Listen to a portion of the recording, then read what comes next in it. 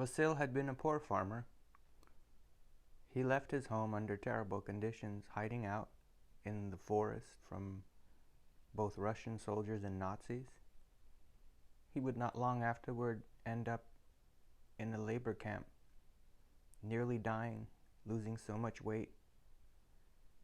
He was less than 100 pounds and fell into a coma at the labor camp before his mother rescued him. Then, him and his family suffered and endured bombings, raids, and other terrible things during the war,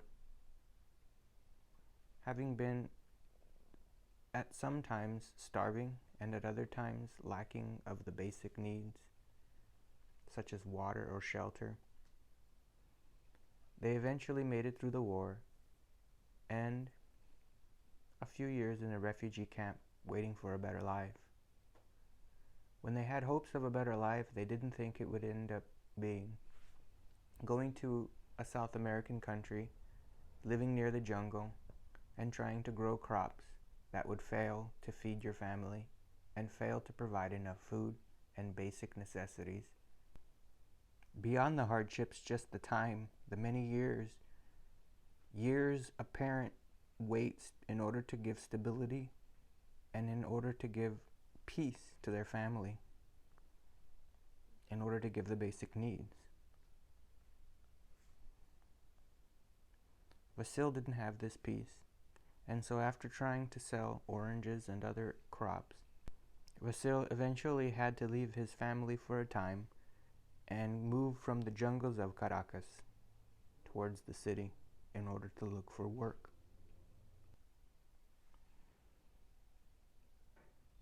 Vasil found work, something for about 35 cents or so an hour, paid in bolivars. That was the currency of Venezuela and still is today. However, to buy potatoes you'd have to pay $2, which made the work and pay impossible to live on. He worked like this under an Italian manager, and a few weeks later Vasil and his co-workers were all replaced by Italian refugees. People tended to look out for their own. Looking for work again, Vasil looked to construction. Neither a bricklayer or a carpenter, he had to start from the bottom, carrying bags of cement on his shoulders or carrying equipment. The work was difficult and exhausting, but there was nothing else. He also helped make 25-pound cement blocks, carrying them in the sun. The work was exhausting and back-breaking, and Vasil didn't know if he could make it some days, but he did. There were few factories in Caracas at the time. Some were American-owned and had no jobs available. Vasil worried about what he would do with his family. He stayed away from the farm, leaving them to look for work. He paid for lodging each night, along with about 50 other men. They paid to sleep on a cot in a large room or auditorium. However, in order to pay for lodgings, even though it was a cot in the middle of a giant room, he would spend most of the money he earned, again, unable to really send anything or save anything for his family. Around this time, a few weeks in, a fellow countryman, a Ukrainian, tried to talk to Vasil about God. This person had been a Christian for 2 years. Vasil had grown up Catholic and didn't really understand what Christianity was at the time. Vasil didn't really believe in God in the sense that he really didn't think about it, even though he had gone occasionally to church. He was a good person who tried to do the right thing. And during the war in Germany, there were no churches to go to. This man, his name was Vico, was a believer for more than 2 years, and it began to frustrate Vasil when he would preach.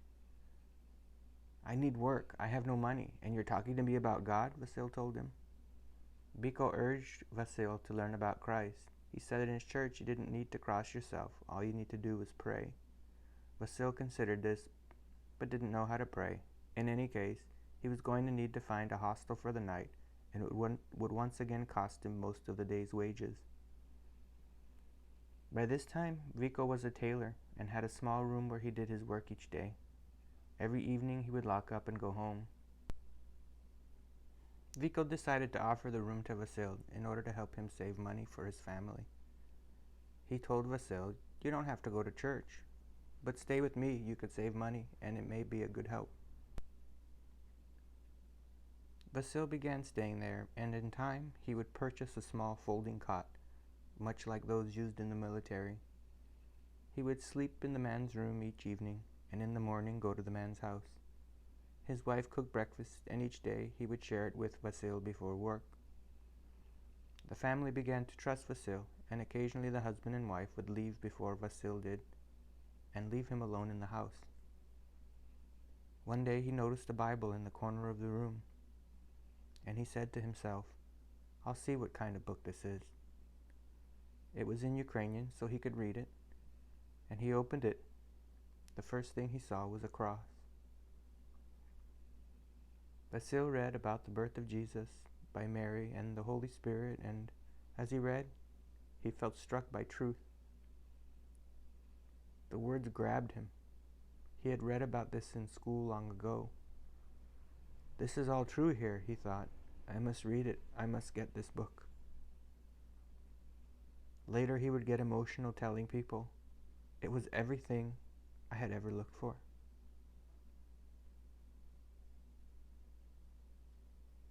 Vasil went back to the countryside where Sophia and the family were waiting for him. When he got there, he told Sophia about the book. "You know that there is such a book that has all these truths in it?" Sophia laughed, half mockingly, saying to Vladu, "Your brother's going to be a Baptist soon. Don't laugh at me. I'll borrow this book and bring it to you. You'll see." The following weekend, when he would return, Vasil brought the book with him, along with the hymnal. He began sharing with Sophia that he would like to be saved. "You know, I'd like to be a believer because I'm afraid to die in a world as a worldly person. We don't want to lose our souls. We aren't believers. We're of the world. But if we believe, then we may have to leave some of the things in this world, but we'll gain eternal life." Sophia began considering these things too. Not too much time passed, and they went to a nearby Spanish service on Sunday. They would place an amplifier on the roof, and you could hear it far off in the distance. Sophia said to Vasil, "Dad, ask Biko where you need to sign up to become this kind of believer." "Okay," Vasil said, "I'll ask him." But when they asked Biko where to sign up, he laughed, saying, "God needs to sign you up. Let's get on our knees, and God will write it." They got on their knees in the cheap brick home with dirt floors, and they prayed. In this way, God signed them up in his book. Vasil asked Biko to go to church with him, and the next week they attended a proper meeting. There were hundreds of people attending the Central Church for Pentecostals in Caracas. There was an American preacher at the time. He was married and had 2 children. He and his wife would stand at the entrance to the large doors of the church. He would greet the men, and she would greet the women. Vasil was touched and surprised to be offered the man's hand, thinking to himself, "In the Catholic Church, the priest only gave me his hand to kiss, or gave me the cross. But this man gives me his hand. He must care for me. I need to come back here because they seem to really care for me." Had to go back to France to get her daughter Janina. She was nervous about it, and she prayed and prayed. One time she had a dream about the trip. She saw many mountains and an angel. She thought it was the Apostle Peter, and she was told in the dream she would have a hard time ahead of her, but if she was faithful, she would overcome it. She went to France, and she did have to go through mountains or big hills. She found Janina and brought her back. Together with the family united, the Krywyn family was better off than they could have imagined. Side on a chair, called out to him, "You're looking for work?" "Yes," Vasil answered. "Well, I'm a contractor. Come here tomorrow morning and I'll give you work." Vasil returned the following day and was given work shoveling and mixing sand and cement. The man paid Vasil more than the others were paying. It was very good work, and Vasil kept his job for more than a year. Around that time, the contractor stopped building as much and had laid him off. However, Vasil had already saved up enough to buy Sophia a sewing machine that was powered by a foot. You would push down continuously on a pedal. Sophia tended to the kids and chickens while Vasil was gone, sewing in her spare time. Learning, she taught Vasil how to do this, and when he came home from work, when she was busy, he took to her machine to sew some more pants. Their lives slowly improved, and they could afford to eat and live more comfortably. They were able to save up and buy another sewing machine in time, so that both of them could work throughout the day. Vasil studied the Word of God and became a preacher. He first began preaching at home. Italians, Polacks, and Ukrainians would come to the service. Some were new to the church, and others who were already saved. At first, Sophia and Vasil brought 3 people to church to be saved. One was a woman whose husband was upset that she was going to church. One day, when she returned home, she found her husband had dropped some scissors on his foot. Rather than call the doctor, he asked his wife to bring Vasil. He said he wanted to learn about God and for them to pray for his foot. They prayed and he recovered quickly, eventually becoming a Christian himself, taking baptism with his wife. They purchased a home, and there were no walls, just one large room. The building was made out of cinder blocks, very uneven, and the floor was dirt. They didn't have running water, having to go a mile or 2 to get buckets full to use around the house. After lunch on Saturdays and Sundays, Sophia and Vasil would have church services at their home. They put a microphone outside and would preach to whoever gathered, something like a megaphone. Those living nearby weren't happy. Some atheists, other Catholics were offended and didn't like the preaching, complaining and trying to destroy the speakers. Upset with the preaching, some neighbors would start hitting pots and pans while they had services, creating disruption and noise. The same woman gave her 2 younger sons pots and pans and spoons to hit them, interrupting the singing and services whenever possible. Angered, Sophia would look up and wave her hands threateningly. The woman once came down and confronted her, saying, "You damn Baptist," but luckily it didn't escalate to violence. The same neighbors tried to teach Sophia and Vasil a lesson.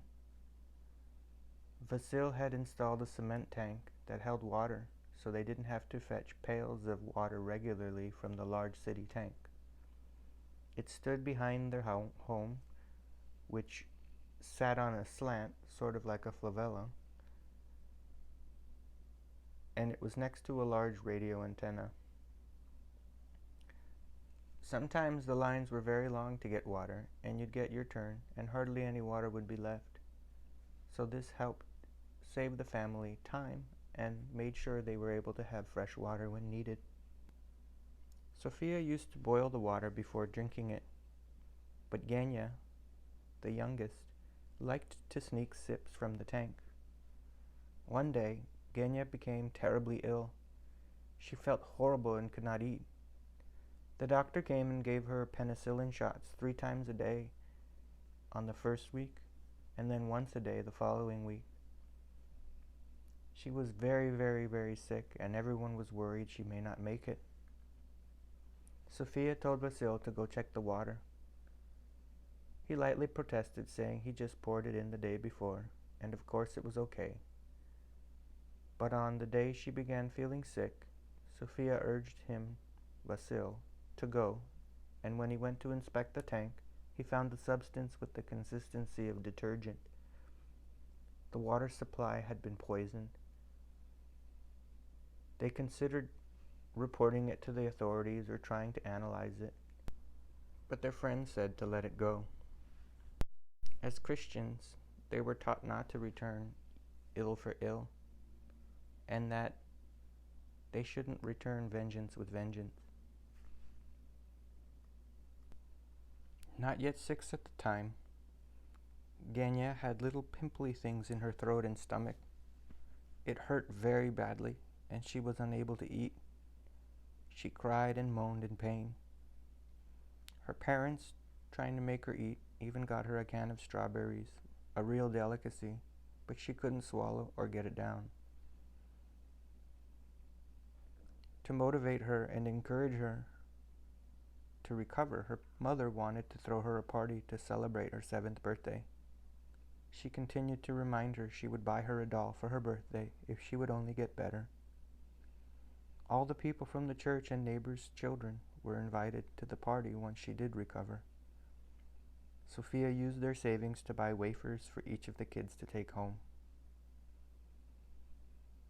This wasn't the only time that Genya and even her older brother Roman were harassed. The neighbors' boys would pick fights and tease Genya and her brother. Roman would defend himself or his sister, but not always successfully. Sometimes the children were brutal. One time the boys pinning down Genya, forcing dirt down her dress. It was horrible, the way they treated her, and she could really do very little in return.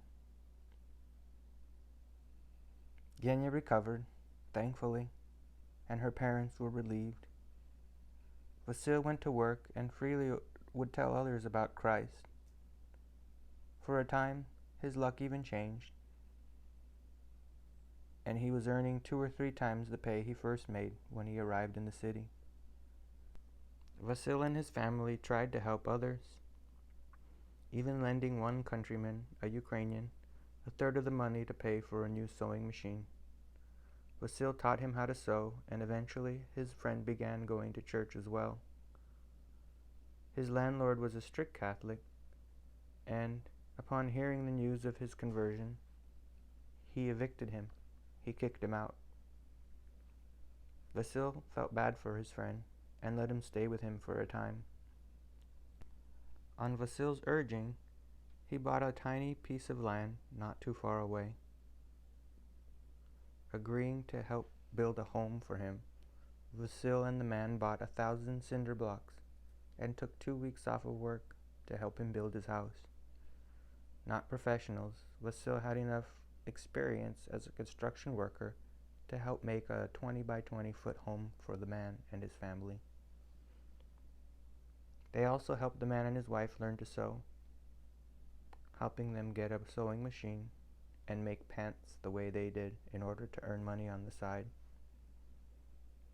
Eventually, they purchased a second sewing machine and made a decent living using patterns to cut material.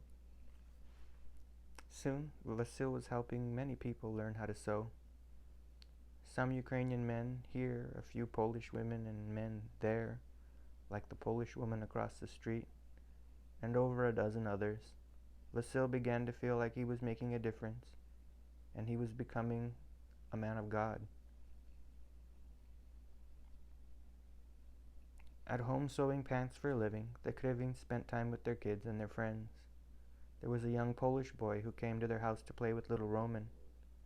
He would say to Sophia, "Auntie, ciocia, give me some bashi." He was too small to say kielbasa. As he grew up, the boy would come over often, and as he grew up he also became a Christian, being baptized in the church. Having grown up with her godparents, and during the war, Janina went through a lot. She found it difficult to understand how her mother could leave her, and she picked up some bad habits like pickpocketing and stealing things over in France. When she came to Venezuela, she was a bit resentful of her parents, but she got along really well with the kids. She would take care of Genya, even stealing money from her parents' pocketbooks in order to buy her some sweets every now and then.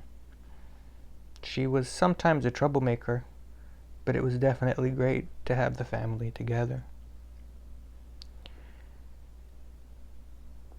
Living in a favela-style housing with lots of houses on the side of a hill, it was a bit crowded, and you would generally know the ongoings of your neighbor, which was why they would hit pots and pans when the Krywyns were trying to preach. Someone walked across the roof and jumped over into their home, the Krywyns' home. Sophia heard something and went to see what was happening. It was dark and she couldn't see exactly who it was, but she saw someone who was trying to steal their chickens. Sophia grabbed him by the collar and slapped him, knocking him over with one punch. She noticed his hands with missing fingers and realized it was her neighbor. She threatened him, saying, "If you ever do this again, you'll have it." And it never happened again.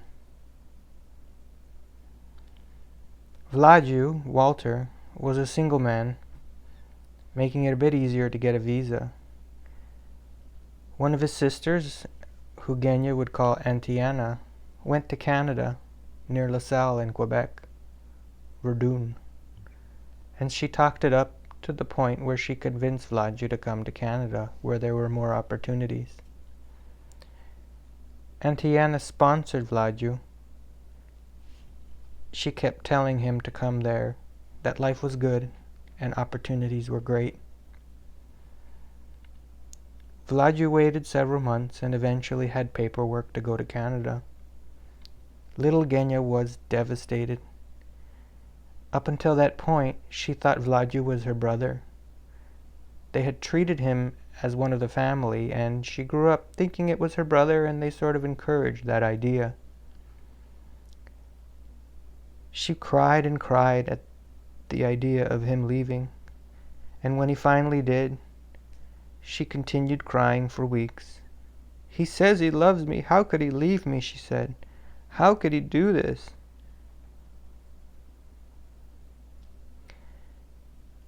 Eventually, the Krywyns decided that Canada would be a good opportunity for the family. Auntie Anna having sponsored Vladu, once Vladu became a resident, he was able to sponsor the rest of the family. When Genya was 9 and Roman were 11, they moved to LaSalle. This was sometime around 1956.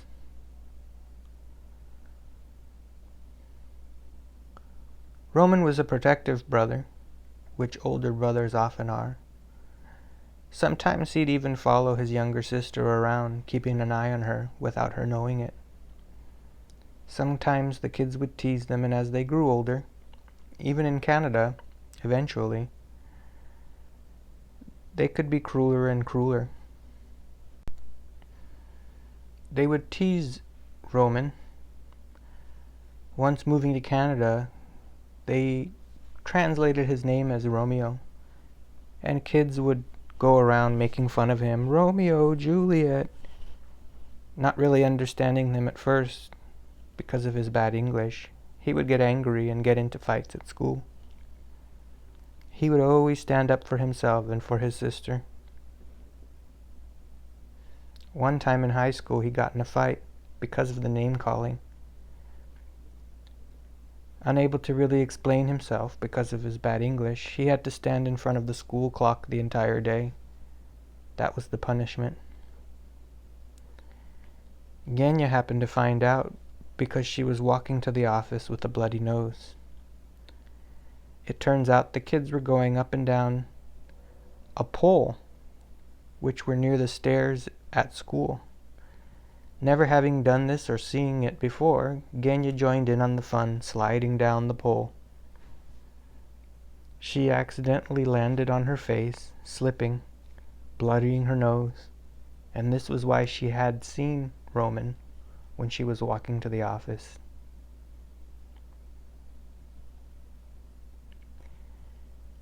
Roman was even protective as Genya got older.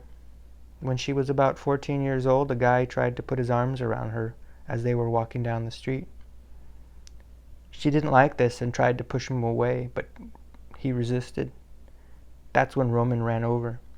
"Leave my sister alone," he screamed. And the guy started teasing him, saying, "Oh, it's your sister?" But eventually leaving and never bothering Genya again. When they got ready to go to Canada, they made arrangements and got plane tickets for the family. They went on an airplane, and Genya was given coloring pencils where she could color to pass the time. They had a layover and changed planes midway, so it took about 2 days to get there. In Venezuela, her parents were using pieces of cloth, what they called piecework, to sew pants and other clothing to sell in the market. Once Vasil and Sophia made it to Montreal, Quebec, they were able to get a job at a shoe factory, sewing shoes together. Some people from church worked there and put in a good word, and the foreman was also of Slavic descent.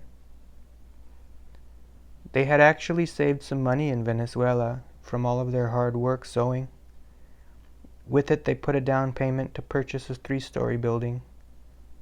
Not an expensive one. It was very run down and had a lot of repairs that were needed. So Vasil stayed busy after work and on weekends, fixing things constantly. They also began renting out a floor. Having preached in front of the house with microphones in Venezuela, Vasil started his first church in Montreal. They rented a place, which was the Popinau Church, and had services in Ukrainian.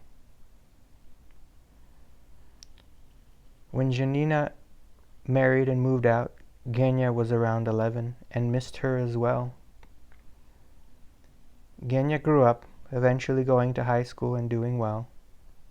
She worked in the cafeteria selling chocolate milk and other items at lunchtime to help her earn some extra money. In the summer, when she was 15, she went to Armstrong Cork, where her parents now worked as cleaners. She filled bottles with wax and floor cleaner as her parents cleaned the rest of the building. Poor, she and Roman would do whatever they needed to help the family, always giving their money to their parents and keeping none of it themselves.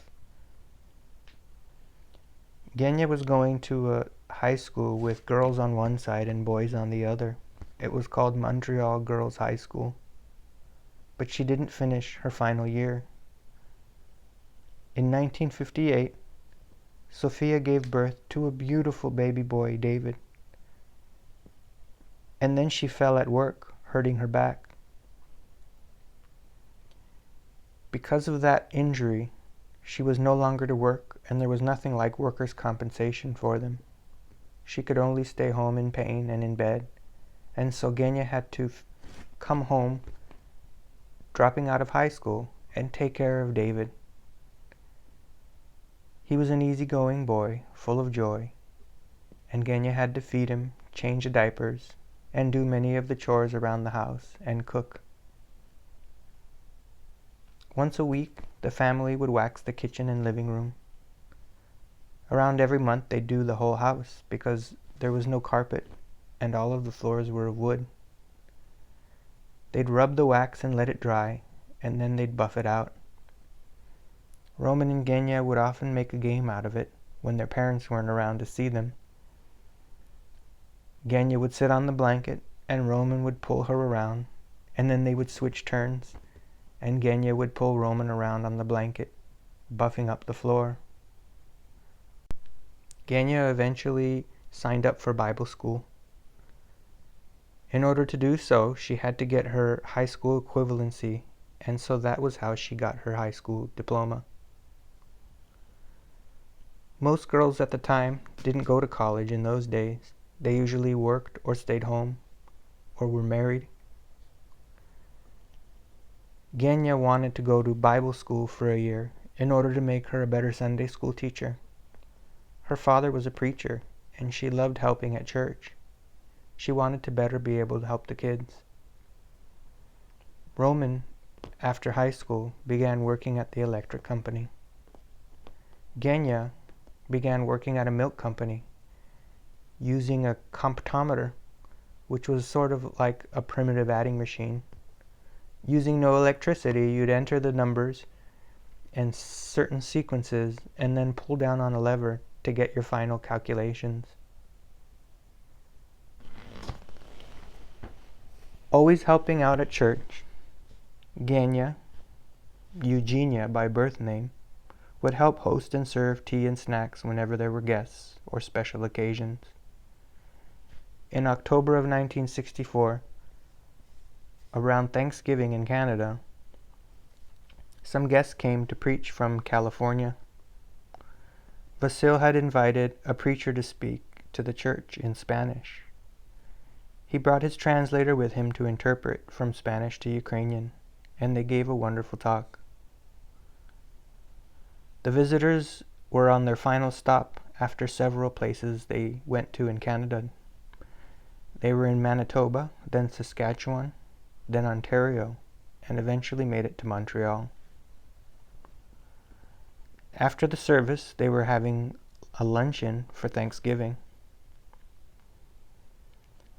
The daughter of the preacher, of course, Genya, was there, helping to serve the food and the tea. As she poured tea, the translator, Walter Dasyuk, talked with her a bit and asked if she would like to go on a walk with him and his friend, Walter Labotsky. Genya and her friend, Isabella Boyko, decided to go with them to the park, not too far away. They went as pairs, and Genya took her little brother David with him. Once they got there, David needed to go to the restroom, saying, "Pishu, pishu, ya mushu pishu," and it embarrassed Genya, who blushed. They eventually found a place for him to go to the restroom, and they had a wonderful time getting to know one another that day. Walter Dasyuk and Eugenia Krywyn continued to write to one another in the mail when Walter went back home to California. A few years later, he would come to visit during Expo, a big event in Canada. It was 1967. Walter would take Genya to the Expo, and they would have a great time, getting to know each other a bit more. A few months later, via mail and through a letter, Walter proposed to Genya, asking for her hand in marriage, of course, first asking her father. It wasn't long before Genya was married and moved to California. There, her husband Walter would have a church opened in Maywood, Slavic Christian Center, and her brother, Roman, would move to Michigan to be an evangelist and a preacher himself. Eventually, in 2000, Vasil and Sofia moved to the United States, where her family had been for several years now. Having moved to California in the 1960s, Genya moved back to Canada in the 70s, where Walter went to serve as a preacher at a church in Canada. Later, he would be called back in 1986 to come to his old church, Slavic Christian Center, which was now in Montebello. Vasil and Sofia remained in the United States to the end of their lives. And woe, what a life it was.